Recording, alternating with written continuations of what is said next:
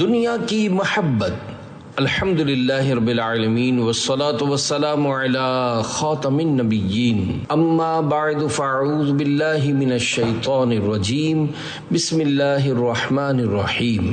دنیا کی محبت۔ دعائے عطار، یا رب المصطفیٰ، جو کوئی 17 صفحات کا رسالہ دنیا کی محبت پڑھ یا سن لے، اسے اپنے سوا کسی کا محتاج نہ کر، اور اس کے دل سے دنیا کی محبت نکال کر حقیقی عاشق رسول بنا، اور اسے بے حساب بخش دے۔ آمین بجاہ خاتم النبیین صلی اللہ علیہ وآلہ وسلم۔ روزی میں برکت کا بہترین وظیفہ۔ اللہ پاک کے پیارے پیارے آخری نبی مکی مدنی محمد عربی صلی اللہ علیہ وآلہ وسلم کی بارگاہ میں ایک شخص حاضر ہوا۔ اس نے فقر و فاقہ اور روزی میں تنگی کے بارے میں عرض کی۔ حضور صلی اللہ علیہ وآلہ وسلم نے اسے برکت رزق کا وظیفہ بتاتے ہوئے ارشاد فرمایا، جب تم گھر میں داخل ہو تو سلام کرو، چاہے گھر میں کوئی ہو یا نہ ہو، پھر میری بارگاہ میں سلام پیش کرو، اور پھر سورہ اخلاص ایک مرتبہ پڑھ لو۔ اس شخص نے اس پر عمل کیا تو اللہ پاک نے اس کی برکت سے اس شخص پر رزق کے دروازے کھول دیے، یہاں تک کہ اس نے اپنے رزق سے اپنے پڑوسیوں اور رشتہ داروں کو بھی فائدہ پہنچایا۔ حاجتیں سب روا ہوئیں اس کی، ہے عجب کیمیاں درود شریف۔ الفاظ و معنی۔ حاجتیں یعنی ضرورتیں، روا ہونا پوری ہونا، عجب یعنی عجیب، کیمیا مقصد حاصل کرنے کا ذریعہ۔ صلو علی الحبیب صلی اللہ علی محمد۔ میں دنیا ہوں۔ واقعہ عظیم تابعی بزرگ حضرت حمید بن ہلال رحمت اللہ علیہ سے مروی ہے کہ حضرت علا بن زیاد رحمت اللہ علیہ نے فرمایا، ایک مرتبہ میں نے خواب میں لوگوں کو کسی چیز کے پیچھے جاتے دیکھا تو میں بھی اس کے پیچھے چل دیا۔ جب دیکھا تو وہ ٹوٹے ہوئے دانتوں والی ایک کانی بڑھیا تھی جو ہر قسم کے زیور سے آراستہ اور خوب زیب و زینت اختیار کیے ہوئے تھی۔ میں نے پوچھا تو کون ہے؟ کہا میں دنیا ہوں۔ میں نے کہا میں بارگاہ الہی میں التجا کرتا ہوں کہ وہ میرے دل میں تیرے لیے بغض و نفرت ڈال دے۔ اس نے کہا جی ہاں، اگر آپ مال و دولت سے نفرت کریں گے تو مجھ سے خود بخود نفرت پیدا ہو جائے گی۔ دنیا کو تو کیا جانے، یہ بس کی گانٹھ ہے ہرافا، صورت دیکھو ظالم کی تو کیسی بھولی بھالی ہے، شہد دکھائے زہر پلائے قاتل ڈائن شوہر کش، اس مردار پہ کیا للچایا، دنیا دیکھی بھالی ہے۔ شرح کلام رضا۔ میرے آقا اعلی حضرت رحمت اللہ علیہ دنیا کے مکر و فریب بیان کرتے ہوئے فرماتے ہیں، اے اللہ کے بندے، تو دنیا کو کیا جانتا ہے؟ شکل و صورت سے سیدھی سادھی نظر آنے والی یہ دنیا زہر کی پڑیا ہے، یہ دھوکے باز عورت کی طرح ہے، یہ ایسی ظالمہ ہے کہ زہر کو شہد بنا کر دکھاتی ہے، اور جو اس سے محبت کرتا ہے یہ اپنے عاشق کو ہی مار دیتی ہے۔ یہ دنیا بڑی خراب اور مردار ہے، اس کے ساتھ دل لگانے کا کوئی فائدہ نہیں، یہ آزمائی ہوئی بات ہے۔ عالم انقلاب ہے دنیا، چند لمحوں کا خواب ہے دنیا، فخر کیوں دل لگائیں اس سے، نہیں اچھی خراب ہے دنیا۔ صلو علی الحبیب صلی اللہ علی محمد۔ دنیا کا مطلب۔ امام جوہری کہتے ہیں، دنیا کا لغوی معنی ہے قریب، اور دنیا کو دنیا اس لیے کہتے ہیں کہ یہ آخرت کی نسبت انسان سے زیادہ قریب ہے، یا اس وجہ سے کہ یہ اپنی خواہشات و لذات کے سبب دل سے زیادہ قریب ہے۔ دنیا کی محبت کی برائی۔ نبی کریم صلی اللہ علیہ وآلہ وسلم نے فرمایا، وہ بڑا گناہ جس کی لوگ اللہ پاک سے مغفرت طلب نہیں کرتے، دنیا کی محبت ہے۔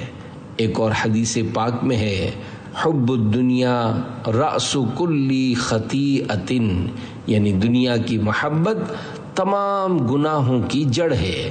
حضرت علامہ عبدالرؤف مناوی رحمۃ اللہ علیہ فیض القدیر میں فرماتے ہیں، جیسا کہ تجربے اور مشاہدے سے ثابت ہے کہ دنیا کی محبت ظاہری اور چھپے ہر گناہ کو دعوت دیتی ہے، خاص طور پر وہ گناہ جس کا دار و مدار صرف اسی پر ہو۔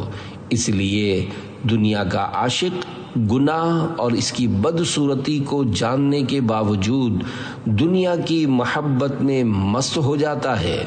دنیا کی محبت شک کی طرف لے جاتی ہے، پھر مکروہ یعنی ناپسندیدہ چیزوں کی طرف، پھر حرام کی طرف، اور معاذ اللہ کبھی کبھی دنیا کی محبت کفر کی طرف لے جاتی ہے۔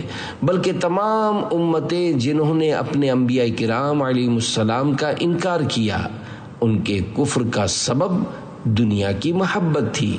ہر گناہ کی اصل یعنی جڑ دنیا کی محبت ہے۔ اسی لیے کہا جاتا ہے کہ دنیا شیطان کی شراب ہے، جو اس میں سے پیے گا اس کا نشہ مرتے وقت ہی اترے گا۔ نادم و شرمندہ ہوتے ہوئے دنیا کی محبت تباہ کن ہے۔ چند لوگوں کے علاوہ زیادہ تر کے دل سے اس کی محبت نہیں نکلے گی۔ امام غزالی رحمۃ اللہ علیہ فرماتے ہیں، جیسے دنیا کی محبت تمام گناہوں کی جڑ ہے، ایسے ہی دنیا سے نفرت تمام نیکیوں کی اصل ہے۔ ہمارے دل سے نکل جائے الفت دنیا، دے دل میں عشق محمد میرے رچا یا رب۔ محبت دنیا کی نوعیتیں، بعض دنیا کفر ہے، بعض فسق، بعض غفلت، اور بعض دنیا عین ایمان۔ ابو جہل کی دنیا کفر تھی، اور حضرت عثمان غنی ذو النورین رضی اللہ عنہ کی عین ایمان۔ یوں ہی قارون اور فرعون کی دنیا کفر تھی، حضرت سلیمان علیہ السلام کی دنیا عین ایمان تھی۔ ایسے ہی محبت دنیا اگر نفسانی یا شیطانی ہو تو بری، اور رحمانی یا ایمانی ہو تو اچھی۔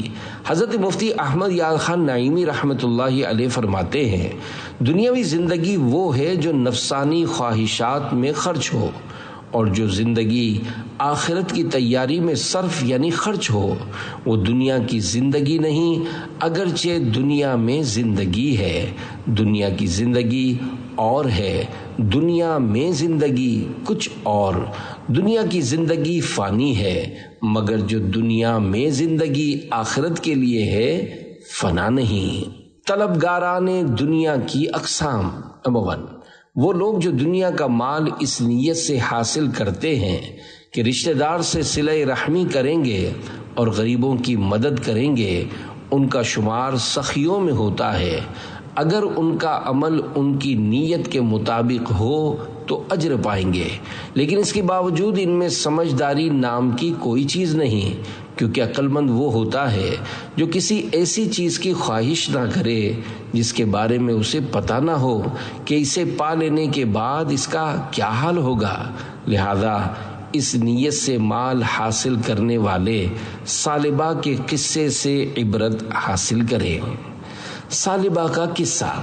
اللہ پاک کے پیارے پیارے رحمت والے آقا صلی اللہ علیہ وآلہ وسلم کی خدمت بابرکت میں ثعلبہ نام کے ایک شخص نے درخواست کی کہ اس کے لیے مالدار ہونے کی دعا فرمائے۔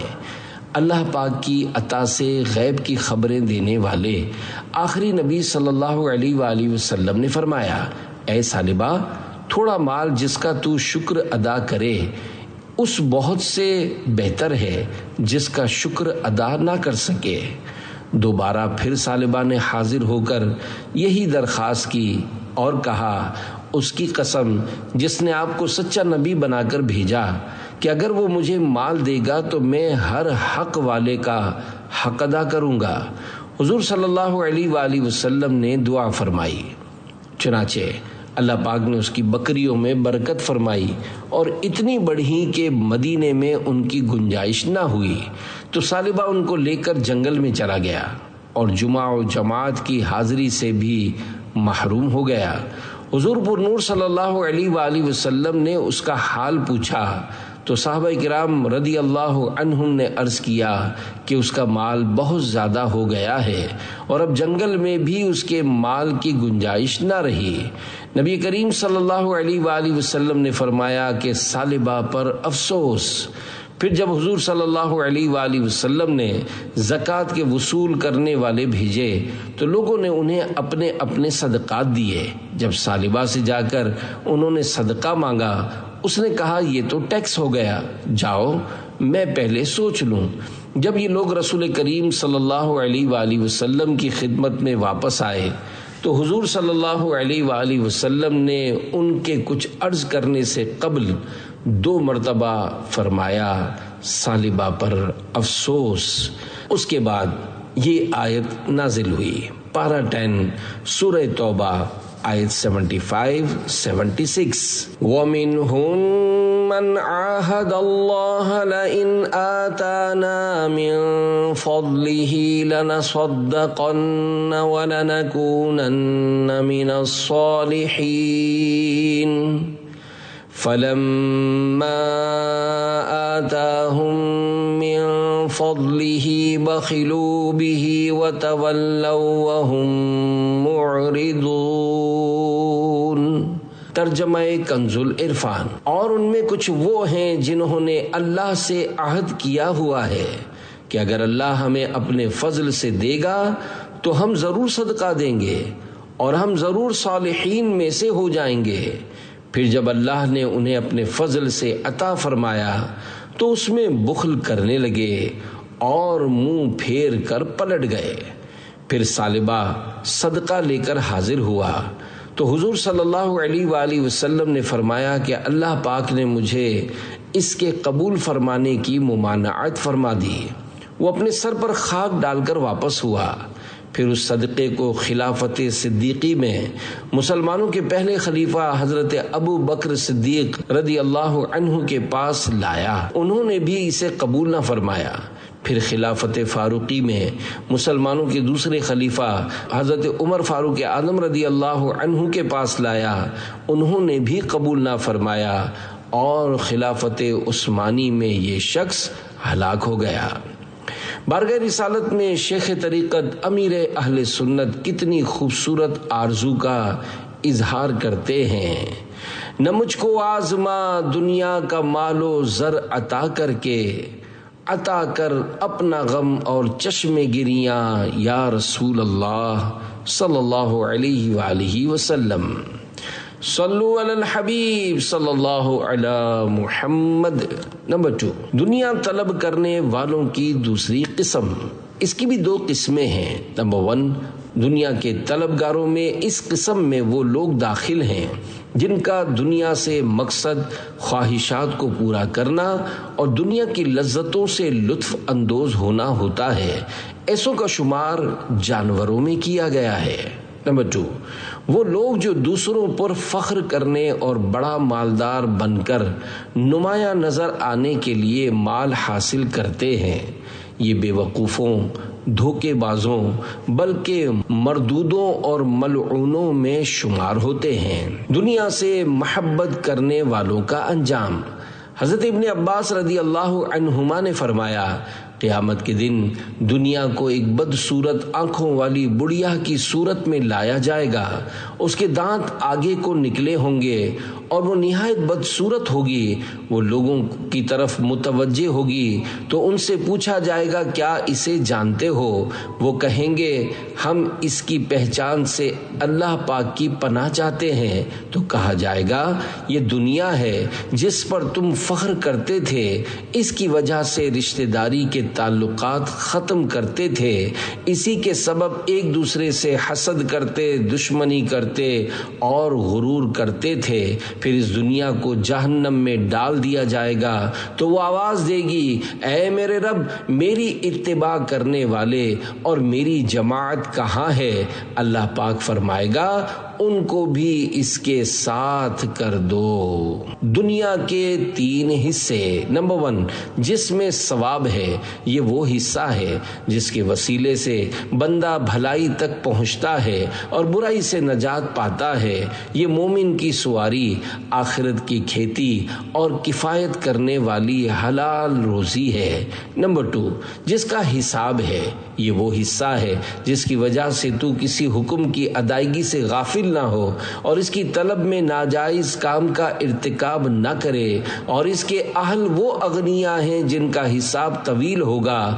فقراء ان سے 500 سال پہلے جنت میں داخل ہو جائیں گے۔ نمبر 3، جس میں عذاب ہے، یہ وہ حصہ ہے جس میں بندہ تمام ضروری امور کی ادائیگی سے دور ہو کر گناہوں میں مبتلا ہو جاتا ہے۔ جو اس حصے کا مالک بنے گا، یہ اس کو آگ کی طرف بڑھائے گا اور خسارے کے گھر میں دھکیل دے گا۔ عیش دنیا کچھ نہیں۔ صحابی رسول حضرت ابو ذر رضی اللہ عنہ سے مروی ہے، آپ رضی اللہ عنہ فرماتے ہیں، میں نبی مکرم نور مجسم شہنشاہ بنی آدم صلی اللہ علیہ وآلہ وسلم کے پاس پہنچا۔ جب آپ صلی اللہ علیہ وآلہ وسلم کعبۃ اللہ شریف کے سائے میں تشریف فرما تھے، جب آپ صلی اللہ علیہ وآلہ وسلم نے مجھے دیکھا تو ارشاد فرمایا، رب کعبہ کی قسم، وہ سب سے زیادہ خسارہ پانے والے ہیں۔ حضرت ابو ذر رضی اللہ عنہ فرماتے ہیں، میں قریب آ کر بیٹھ گیا جبکہ آپ صلی اللہ علیہ وآلہ وسلم بار بار یہی فرماتے جا رہے تھے، یہاں تک کہ میں کھڑا ہو کر عرض گزار ہوا، یا رسول اللہ صلی اللہ علیہ وآلہ وسلم، میرے ماں باپ آپ پر قربان، وہ کون لوگ ہیں؟ تو حضور نبی کریم صلی اللہ علیہ وآلہ وسلم نے ارشاد فرمایا، وہ مال و دولت کی کثرت والے ہوں گے، مگر وہ جو دائیں بائیں آگے اور پیچھے خرچ کریں، اور وہ بہت تھوڑے ہوں گے، اور جو بھی اونٹ یا گائے یا بکریوں کا مالک ہو اور ان کی زکوٰۃ ادا نہ کرے تو وہ جانور قیامت کے دن پہلے سے زیادہ بڑے اور موٹے ہو کر آئیں گے اور اپنے مالک کو سینگوں سے ماریں گے اور کھروں سے روند ڈالیں گے، یہاں تک کہ تمام لوگوں کا حساب و کتاب ختم ہو جائے گا۔ تجھ کو غافل فکر عقبا کچھ نہیں، کھانا دھوکا عیش دنیا کچھ نہیں، زندگی ہے چند روزہ کچھ نہیں، کچھ نہیں اس کا بھروسہ کچھ نہیں، ایک دن مرنا ہے آخر موت ہے، کر لے جو کرنا ہے آخر موت ہے، عیش کر غافل نہ تو آرام کر، مال حاصل کرنا پیدا نام کر، یاد حق دنیا میں صبح و شام کر، جس لیے آیا ہے تو وہ کام کر، ایک دن مرنا ہے آخر موت ہے، کر لے جو کرنا ہے آخر موت ہے۔ صلو علی الحبیب صلی اللہ علی محمد۔ شیطانی وسوسہ اور اس کا جواب۔ بعض لوگ دھوکہ کھا جاتے ہیں اور یہ سمجھتے ہیں کہ ہمارا بدن کتنا ہی دنیا میں مصروف رہے مگر ہمارا دل دنیا سے فارغ اور خالی رہتا ہے۔ یہ شیطانی وسوسہ ہے۔ بھلا یہ کیسے ہو سکتا ہے کہ کوئی شخص دریا میں چلے اور پاؤں نہ بھیگیں؟ دنیا کی مثال سمندر کے کھارے پانی کی سی ہے کہ جتنا پیو گے اسی قدر پیاس زیادہ لگے گی۔ دنیا کے زر و سامان کو اپنے اطمینان کا ذریعہ سمجھنا بڑی حماقت یعنی بے وقوفی ہے۔ جہاں ہمیشہ رہنا نہیں وہاں اطمینان کیسا؟ دنیا کی محبت کا علاج۔ دنیا کی رغبت دو قسم پر ہے، ایک وہ جو دنیا دار کو آخرت کے عذاب کا حقدار بناتی ہے، اسے حرام کہتے ہیں۔ دوسری وہ ہے جو اعلیٰ درجات تک پہنچنے میں رکاوٹ ہے اور اسے طویل حساب میں پھنسانے والی ہے، اسے حلال کہتے ہیں۔ اور سمجھدار آدمی جانتا ہے کہ قیامت کے میدان میں حساب و کتاب کے لیے زیادہ دیر تک اس کا کھڑا رہنا بھی ایک عذاب ہے۔ تو جس کو حساب میں ڈالا گیا اسے عذاب دیا گیا ہے، کیونکہ رسول اکرم صلی اللہ علیہ وآلہ وسلم نے فرمایا اس دنیا کے حلال کا حساب ہوگا اور حرام پر عذاب ہوگا، اور یہ بھی فرمایا کہ اس کے حلال پر عذاب ہے لیکن اس کا عذاب حرام کے عذاب سے ہلکا ہے، اور اگر حساب نہ بھی ہو تو جنت میں حاصل ہونے والے بلند درجے کا چھوٹ جانا اور حقیر اور خسیس یعنی گھٹیا دنیا جو ختم ہونے والی ہے اس کے لیے افسوس کرنا بھی تو عذاب ہے۔ تو اس بات کو دنیا میں ہی دیکھ لو کہ جب تم اپنے زمانے کے لوگوں کو دنیاوی سعادتوں میں آگے دیکھتے ہو تو تمہارے دل میں کس قدر افسوس پیدا ہوتا ہے، حالانکہ تم جانتے ہو کہ یہ عارضی یعنی ٹیمپریری اور فانی سعادتیں ہیں اور گدلی ہیں، ان میں کوئی صفائی نہیں۔ تو وہ سعادت جس کی عظمت بیان سے باہر ہے اس کے چلے جانے پر کس قدر افسوس ہونا چاہیے۔ زمانے گزر گئے لیکن وہ باقی ہیں۔ الغرض قیامت کے دن سوال کا جواب دینے میں ذلت، خوف، خطرہ، مشقت اور انتظار ہے، اور یہ سب کچھ اخروی نقصان کا باعث ہے۔ تو دنیا تھوڑی ہو یا زیادہ، حرام ہو یا حلال، جب تک تقوی پر مددگار نہ ہو ملعون ہے۔ اور یہی وجہ ہے کہ اللہ پاک انبیاء کرام علیہم السلام، اولیاء کرام رحمت اللہ علیہم اور پھر ان کے بعد دوسرے مقربین کو درجہ بدرجہ آزمائشوں میں ڈالتا ہے۔ یہ سب کچھ ان پر مشقت اور احسان کے طور پر ہوتا ہے تاکہ ان کو آخرت میں زیادہ حصہ ملے۔ عالم انقلاب ہے دنیا، چند لمحوں کا خواب ہے دنیا، فخر کیوں دل لگائیں اس سے، نہیں اچھی خراب ہے دنیا۔ صلو علی الحبیب صلی اللہ علی محمد۔ دل سے دنیا کی محبت نکالنے کا سبب، دنیا کے کاموں میں مشغول رہنے کے باوجود تیرا آخرت کے لیے فکر کرنا اور اس کا شعور رکھنا تیرے دل سے دنیا کی محبت کو نکال دے گا، اور اسی کو زہد حقیقی کہتے ہیں، اور یہ ہمیشہ ہمیشہ کے لیے تجھے اللہ پاک کے قریب کر دے گا۔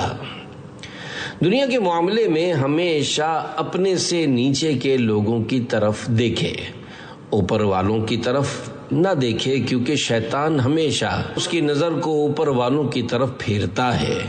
شیخ طریقت امیر اہل سنت دامت برکاتہم العالیہ نے ایک موقع پر ارشاد فرمایا، جو اللہ پاک اور اس کے آخری نبی صلی اللہ علیہ وآلہ وسلم کی فرما برداری میں لگا رہتا ہے، دنیا اس کی خدمت میں لگی رہتی ہے۔ دنیا کی محبت سے چھٹکارے کا بہترین طریقہ، امام غزالی رحمت اللہ علیہ فرماتے ہیں، تمہیں دنیا کو چھوڑنے اور مال کو تقسیم کرنے پر ابھارنے والے اسباب یہ ہیں: دنیا کی آفتوں اور عیبوں کو یاد کرنا، اس بات کو ذہن میں رکھنا کہ دنیا کا نفع بہت تھوڑا اور جلد ختم ہونے والا ہے، اور دنیا طلب کرنے والے اچھے نہیں ہیں۔ پھر اس بات کو یاد کرنا کہ مجھ پر اللہ پاک کی بہت ساری نعمتیں ہیں، حالانکہ میں اس کی راہ میں اتنا خرچ نہیں کرتا جتنا وہ مجھے عطا فرماتا ہے۔ جب تم ان باتوں میں اچھی طرح غور کرو گے تو تم پر ترک دنیا اور تقسیم مال کا معاملہ آسان ہو جائے گا۔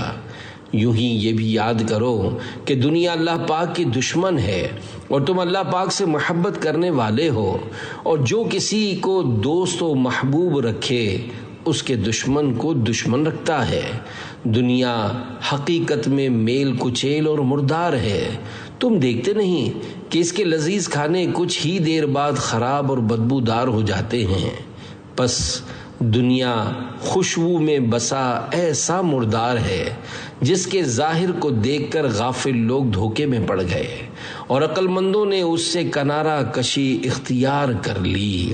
عظیم تابعی بزرگ حضرت ربیع بن خثیم رحمت اللہ علیہ فرماتے ہیں، اپنے دلوں سے دنیا کی محبت نکال دو، آخرت کی محبت اس میں داخل ہو جائے گی۔ زہد اور فقر میں فرق، دنیا خود انسان سے الگ ہو، اسے فقر یعنی غربت کہتے ہیں، اور دوسری صورت یہ ہے کہ بندہ دنیا سے الگ ہو، مطلب یہ کہ اس کے پاس مال آئے تو وہ نفرت کی وجہ سے اسے ناپسند کرے، مال کے آنے سے اسے تکلیف ہو، نیز اس کے شر اور اس میں مشغولیت سے بچنے کے لیے اس سے راہ فرار اختیار کرے، اس حالت کا نام زہد ہے۔ اور جس شخص میں یہ صفت پائی جائے اسے زاہد یعنی دنیا سے بے رغبتی رکھنے والا کہتے ہیں۔ زہد کی فضیلت، صحابی رسول حضرت ابو ہریرہ رضی اللہ عنہ بیان کرتے ہیں، دو جہاں کے تاجور صلی اللہ علیہ وآلہ وسلم کا فرمان ذیشان ہے، دنیا کے معاملے میں اپنے سے نیچے والوں کو دیکھو اور اپنے سے اوپر والوں کو مت دیکھو، یہ تمہارے لیے بہترین نصیحت ہے تاکہ تم اللہ پاک کی نعمتیں نہ کھو بیٹھو۔ صحابی رسول حضرت سلمان فارسی رضی اللہ عنہ فرماتے ہیں، بندہ جب دنیا سے بے رغبت ہوتا ہے تو اس کا دل حکمت سے روشن ہو جاتا اور اعضاء یعنی جسم کے حصے عبادت پر مددگار بن جاتے ہیں۔ زہد کے 3 مرتبے، حضرت ابراہیم بن ادم رحمۃ اللہ علیہ فرماتے ہیں، زہد کے 3 مرتبے ہیں۔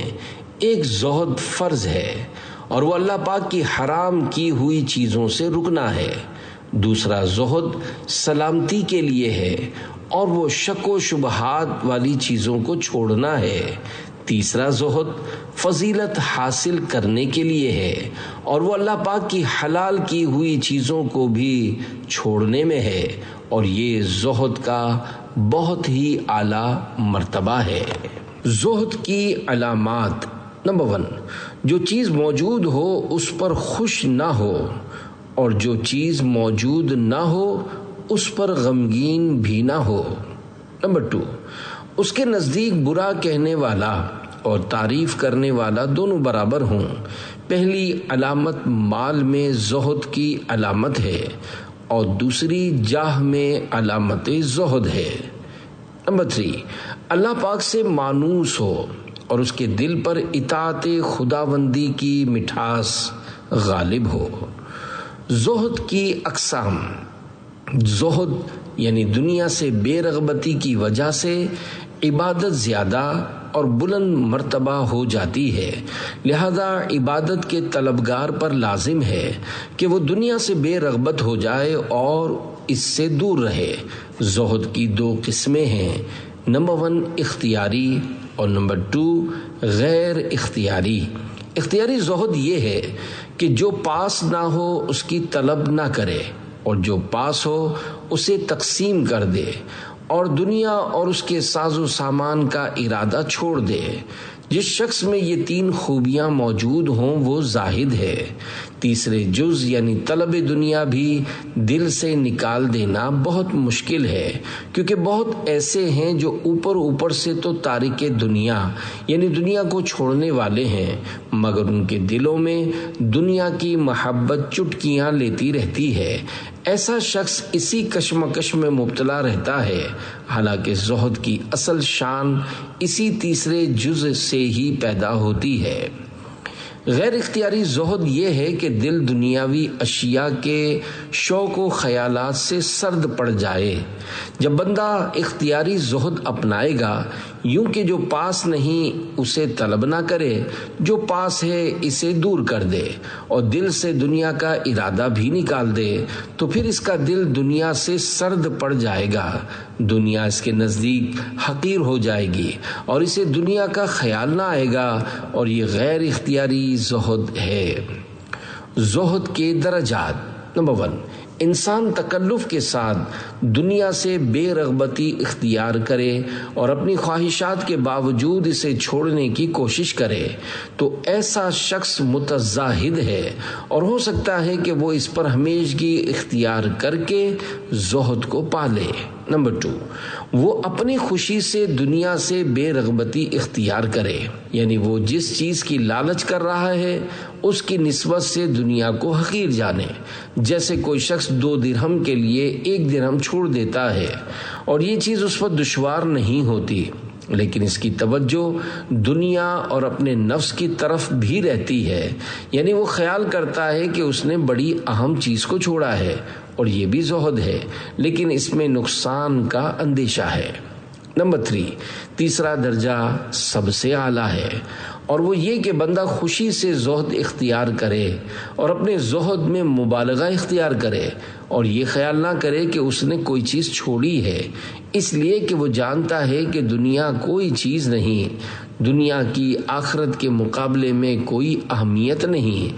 اعلیٰ درجہ یہ ہے کہ تم رضا الہی کے لیے اس کے سوا ہر چیز سے بے رغبت ہو جاؤ، اور یہ چیز اللہ پاک کے دیدار کی لذت اور اس کے سوا ہر نعمت سے زہد اختیار کرنے کی پہچان سے حاصل ہوتی ہے۔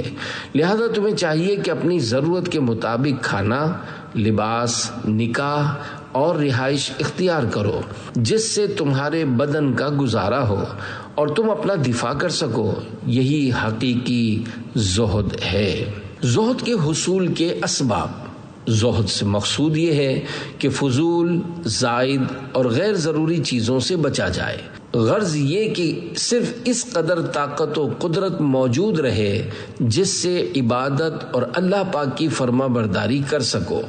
محض کھانا پینا اور لذت حاصل ہونا مقصد نہ ہو، اور اللہ پاک کو اس پر بھی قدرت ہے کہ تمہیں بغیر کسی ظاہری سبب کے، جیسا کہ فرشتے ان مادی اسباب و ذرائع کے بغیر ہی زندہ ہیں، اللہ پاک کو اس کی بھی طاقت ہے کہ تمہیں تمہارے پاس موجود شے کے ذریعے زندہ رکھے، یا ایسی شے مہیا فرما دے جس کا تمہیں وہم و گمان تک نہ ہو۔ اس لیے اگر تم تقوی پر قائم رہو گے تو تمہیں بقائے حیات کے لیے طلب دنیا وغیرہ کی حاجت نہیں، اور اگر زہد کا یہ درجہ تمہیں حاصل نہ ہو تو زاد آخرت اور تقوی کی نیت سے تلاش کرو، شہوت و لذت کی غرض سے تلاش نہ کرو، کیونکہ جب تمہاری نیت نیک ہوگی تو یہ طلب آخرت میں ہی شمار ہوگی، اور اس طرح تمہارے زہد میں کوئی فرق نہیں آئے گا۔ نمبر 1، کبھی تو دوزخ کا خوف اور عذاب کا اندیشہ زہد کا سبب بن جاتا ہے، اور اس زہد کو خائفین کا زہد کہتے ہیں۔ نمبر 2، کبھی اخروی نعمتوں کی لذت زہد کا باعث ہو جاتی ہے، اور اس کو راجین کا زہد کہتے ہیں، اور یہ پہلے درجے والے سے بڑھا ہوا ہے۔ نمبر 3، یہ سب سے اعلیٰ ہے کہ ماں سوا اللہ کی جانب سے بے توجہی اور نفس کا اللہ کے علاوہ کو حقیر سمجھ کر چھوڑ دینا زہد کا باعث ہو، اس کو حقیقی زہد کہتے ہیں۔ زہد سے افضل حالت۔ زہد سے بھی افضل حالت یہ ہے کہ بندے کے نزدیک مال کا ہونا اور نہ ہونا برابر ہو، مال ملنے پر نہ تو خوش ہو اور نہ ہی تکلیف محسوس کرے، جبکہ نہ ملنے پر بھی یہی حالت ہو، بلکہ اس کی حالت ایسی ہو جائے جیسی ام المومنین حضرت بی بی عائشہ صدیقہ طیبہ طاہرہ رضی اللہ عنہا کی تھی کہ کسی نے آپ کی خدمت میں 1,00,000 درہم کا عطیہ نظر کیا تو آپ نے قبول فرما لیا اور اسی دن تقسیم فرما دیا۔ خادمہ نے عرض کی، آپ نے آج جو مال تقسیم فرمایا اگر اس میں سے 1 درہم کا گوشت خرید لیتی تو ہم اس سے روزہ افطار کرتے۔ فرمایا، اگر تم یاد دلا دیتی تو میں ایسا ہی کرتی۔